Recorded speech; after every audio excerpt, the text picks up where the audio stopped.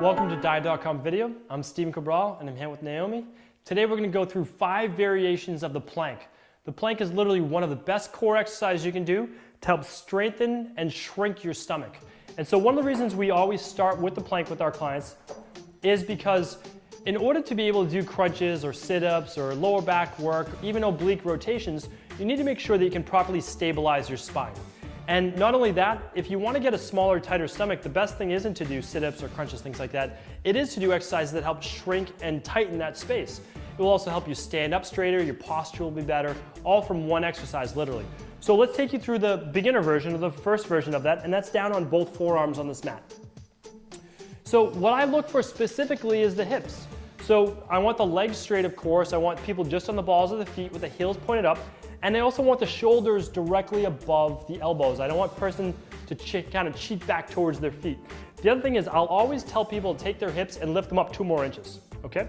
This makes the plank a little bit more effective because you don't get that sway at all in the back. It also, if you have lower back problems, always err on the side of keeping your hips higher. It will protect your lower back and it will force your abs to work more. Now the plank that Naomi is in right now is just the plank. It's exactly what we want. We want to work people up to 60 seconds. When you can effectively keep your abs basically tight, not drawn in, but pulled in tight like you're about to kind of get hit in the stomach, that's the tightness we want, then you know you're doing it effectively. All you have to do is look down at your watch or have a clock on the wall or a partner time you, and when you hit 60 seconds, you're up. You can do it with both fists on the ground and you can do it with your hands on the ground as well.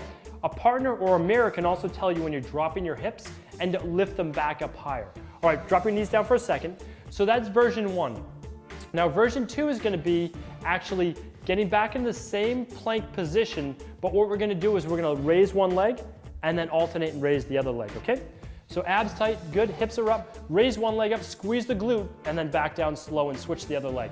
So we're activating the glute, but look, as that leg is lifted, we're on 3 points instead of 4.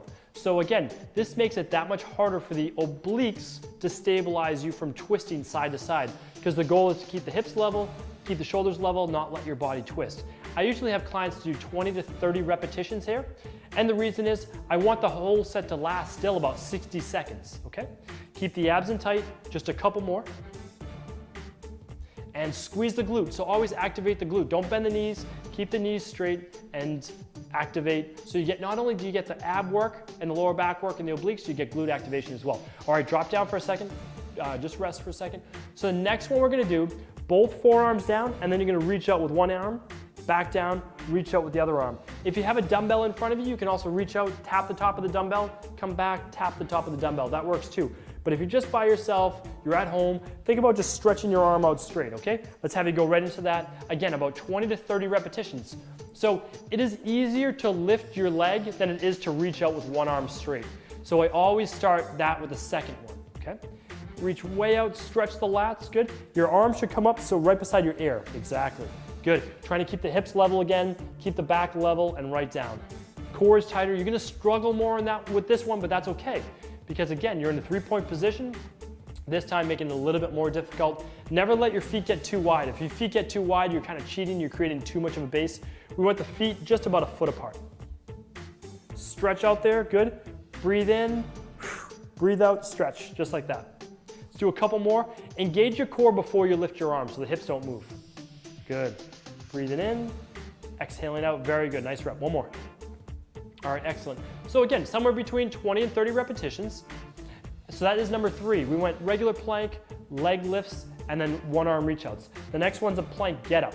So what we're gonna do with this one is we're basically gonna be on the forearms, we're gonna bring the right arm up, and then the left arm. Left arm down, left arm up, right arm up, okay? Give that a shot. This one now is gonna engage the shoulders to an even greater degree. Good, back down, and then down. Okay, so with this one, all you have to remember is that you're gonna alternate hands on the way up. If you wanna get a little bit more into it, it goes like this. Left arm is up, right arm comes up, right arm comes down, left arm comes down, and then you repeat with the right arm up. So essentially, whatever arm comes up second is the first to go down. People have different tricks to remember. All you have to do is alternate arms at each side. If you mess up, it's no big deal. You just start with that arm next side, that's all. Keeping the core tight, the core level, not dropping the hips at all. And essentially, you're going from a plank on the forearms to a push-up plank. because a push-up position is a plank. That is essentially a plank, you're just not on your forearms. Right back down. Again, I like to challenge clients with 20 to 30 repetitions. Sometimes I use these planks as warm-ups, and sometimes I use them as actual exercises during a workout. You can even put on a weighted vest with this one and make it a real challenge. Let's try one more repetition. Good. Keeping the hips level and then coming right back down. Nice job. So that's number 4. So just to recap again, regular plank, leg lifts, one arm reach outs, and then plank get-ups. The 5th one is the ball plank. So we can get rid of the mat for this one. Now, this one's the most challenging that we've shown you so far because it's wobbly, we have to stabilize it. So both forearms are on, keeping the hips up, all right? Both forearms down. Let the whole body come out at a diagonal. That's perfect. You see how her stomach isn't sagging down? And she's gonna hold this position here. She can use fists or she can keep her hands open like she's doing right here. The trick is, to make it more challenging, is to keep this forearm away from the biceps. So you kind of push yourself up, okay?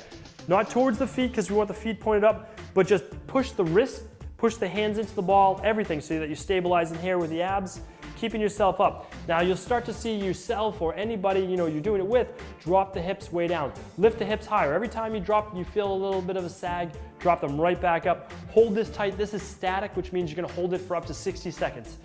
So let's do a couple more seconds. Form looks good. Knees are straight, heels are pointed up. We're keeping the forearms away from the biceps. You don't want to rest on your arms like this at all. You want to keep them at right angles, and that's great. Nice job. So we have those 5 different plank variations, and the thing is, you don't have to get to the ball on week 1, 2, 3, or 4. When you master level 1 of the plank, move to number 2.